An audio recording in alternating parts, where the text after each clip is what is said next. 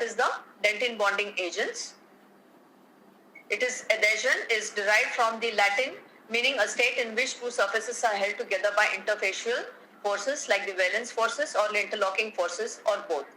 And the three important components comprise of the adhesive, the adherent, and the adhesive strength. Adhesive, it is defined as a material, frequently a viscous fluid that joins together by solidifying, resisting separation and transferring surface to the other. Adherent is defined as the surface to which the adhesive adheres, and the adhesive strength is the measure of the load-bearing capacity of an adhesive joint. Mechanism of adhesion is by adsorption, diffusion, or it can be mechanical.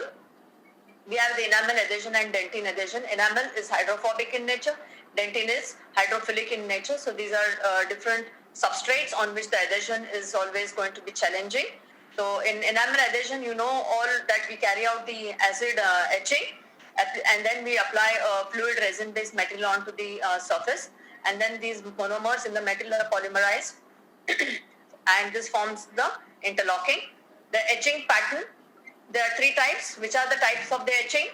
Again, a question that could be addressed in your orals. You have your type 1 etch pattern, type 2 etch pattern, and type 3.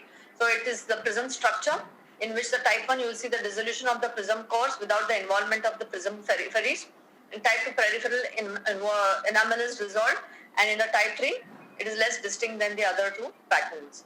Etchant, generally Buonocore, he advocated the use of 30-40% phosphoric acid. Classically, we use 37% phosphoric acid in a gel form, and because more the concentration calcium salts are less dissolved, and lesser than 27%, it leads to formation of dicalcium dihydrate. It cannot be easily removed by rinsing. Therefore, you need to use a proper concentration of 37%, which is recommended. And the etching time period is 15 seconds. It does not make point to etch more. Now here you could be tricked as to a question as to what about the teeth in which there is which are having the fluorides.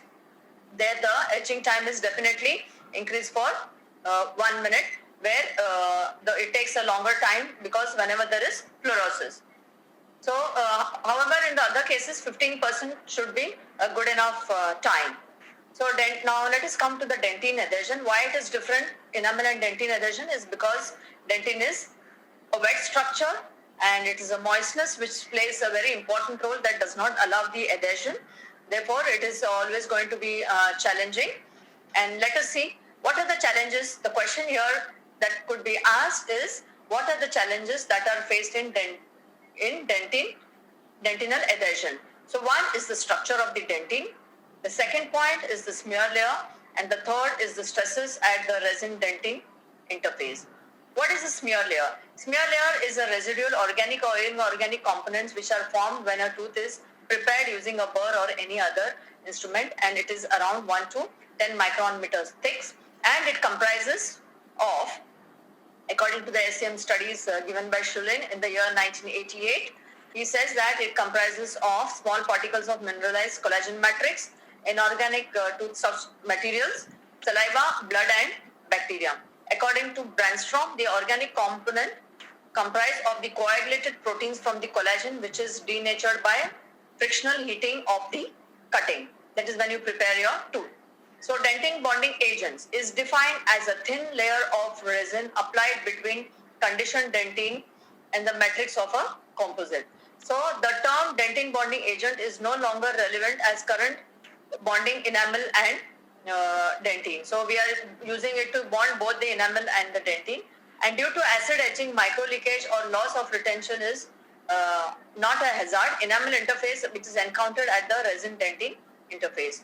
Due to the difference in the composition of the enamel and dentin, it is very important that we develop the we have to understand the challenge that is going to be there. That is a high water content which is going to interfere with the bonding and presence of smear layer on the dentin.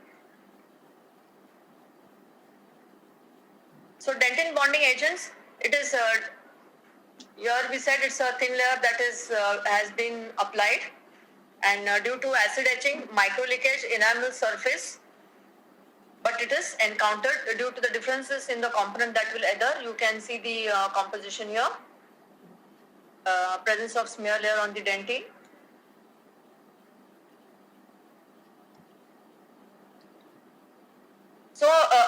bonding agent should be hydrophilic to displace the water, permitting it to penetrate the porosities in dentine and react with the inorganic organic components. And the restorative resins are hydrophobic in nature, therefore the bonding agent should contain both the components.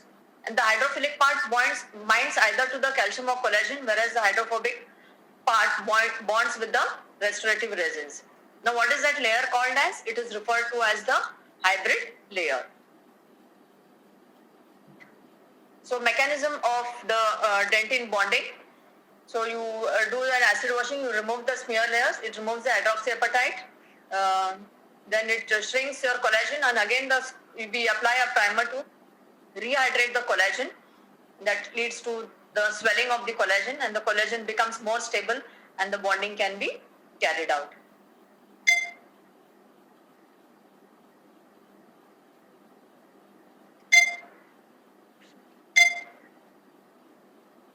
It's not going ahead.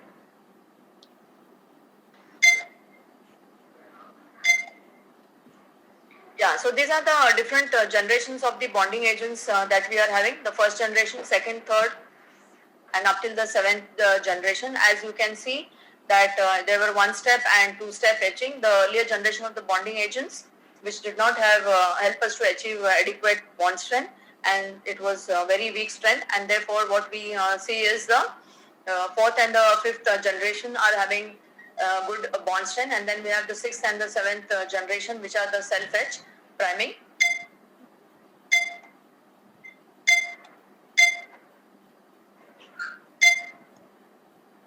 These are the you need to look into that. Current options for the resin dentine bonding. Adhesive strategies. So in the different generation of bonding agents, you have these combinations. It is not the scope now to discuss all this. So I am just moving ahead. Factors affecting the adhesion is the wettability. Wetting is an essential part for the success of adhesive mechanisms, and adherent micromechanical interlocks nor the chemical bonds with a surface unless it can form. Yeah. So wettability of a liquid on a solid can be characterized by the contact angle. So here you can see there is a good wetting, partial wetting, and a non-wetting. So you have a low surface tension agent. You can see in the first diagram here, it leads to good wetting. And in the last diagram where you see a good spear, it shows the non-wetting. That means there is no flow of the layer. So the surface energy is very important. So by cleaning by pumice or prophylactic paste, etching with mild or strong acids, or cleaning with solvents to remove the contaminants, you can increase the surface energy so that it will become more receptive to receive the adhesion. So you can see the high surface energy, it is totally flattened out, which indicates that it is properly adapted. So you have the surface tension of the adhesive low surface tension, adherent high surface energy, hydroxyapatite and glass ionomer cement high surface energy, collagen and composite low energy surfaces. So these are the different substrates on which the bonding has to be carried out, and surface roughness of the substrate. Cleanliness of the substrate is again very important. Viscosity of the adhesive, if it is too viscous, it will not flow, and it is very difficult to achieve a micromechanical retention. So if the adhesive has to be adequately flown, and you can slightly blow dry with the air to allow it to flow. Dimensional stability during setting or during the curing, and the durability of the bond is very important. So once it is applied and after it is cured, it is very important that the interfacial bond remains